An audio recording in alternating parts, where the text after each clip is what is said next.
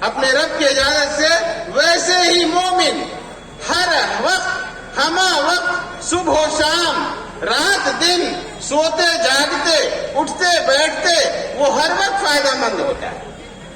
مومن سراپا فائدہ مند ہے۔ وہ سوتا بھی ہے تو فائدہ مند ہے، وہ جگتا بھی ہے تو فائدہ مند ہے۔ جب سوئے گا تو کیسے فائدہ مند ہوگا، اس کی ایک مثال دیجیے۔ اپنے نفس کے لیے فائدہ مند ہوگا۔ اگر وہ سوئے گا، جیسا کہ اللہ کے رسول صلی اللہ علیہ وسلم نے فرمایا کہ جس نے عشاء کی نماز جماعت سے پڑھی اور پھر فجر کی نماز جماعت سے پڑھی، اسے رات بھر عبادت کا ثواب ملتا ہے۔ یعنی آپ نے دونوں نمازیں جماعت سے پڑھ لی اور رات بھر سوئے رہیے، اللہ تبارک و تعالیٰ آپ کو رات بھر عبادت کا ثواب دے گا۔ تو مومن سوتا بھی ہے تو وہ فائدہ مند ہے۔ مومن ہر وقت فائدہ مند ہوتا ہے۔